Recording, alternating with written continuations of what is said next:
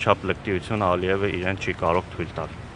Դուք հայտարարության մեջ նշել եք, որ ուզում եք ուշադրություն սևեռել գերիների խնդրին։ Կարծում եք, որ երկրում իդեմս իշխանությունների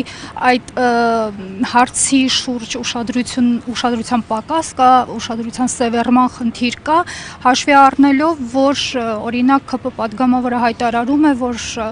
վերջերս հայտարարել էր, չեմ ուզում անուն նշել, որ ուղղաթիռ էին ուղարկել, թող նստեին գային։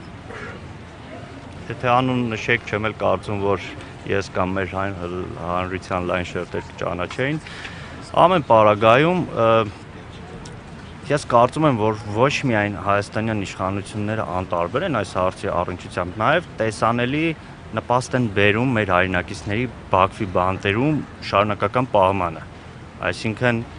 պարզ օրինակ Վաշինգտոնում տեղի ունեցած Նիկոլ Փաշինյան, Իլհամ Ալիև, Թրամփ այդ բանակցություններից, երբ որ Թրամփը փորձում էր առաջ քաշել հայ ռազմագերիների հարցը ու Նիկոլ Փաշինյանը խոչընդոտեց դրան, սահմանափակեց այդ հարցը, այո, ես ունեմ այն տպավորությունը, որ Հայաստանի իշխանությունները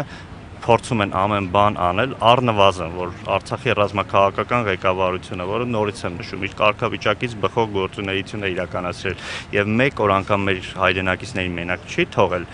Նիկոլ Փաշինյանը ջանքեր է գործադրում, որ նրանք այո պահվեն Բաքվի բանտերում։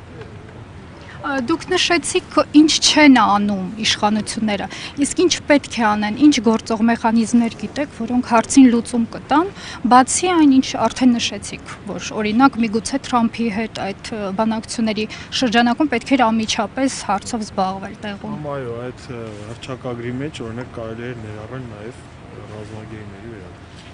Այո, կարելի է ներառել, կարելի է ոչ միայն միջազգային կազմակերպությունների, այլև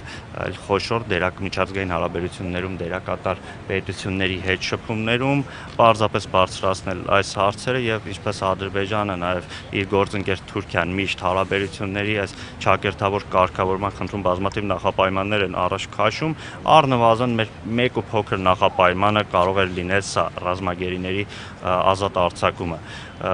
որը որ կարծում եմ, որ քանի նրանք Բաքվի բանտերում են գտնվում, իրական խաղաղություն չի կարող լինել։ Եթե ունես դու պատանդարված քաղաքացիներ քո թշնամի երկրում, ապա սա արդեն ակնհայտ է դարձնում, որ խաղաղության գործընթացը ամբողջովին կեղծ է։ Նախանցում եք նամակի բովանդակությունից խոսել։ Նամակի բովանդակությունը նա էր, ինչ որ մենք ես եւ իմ ընկերները խոսեցինք մեր ելույթներից,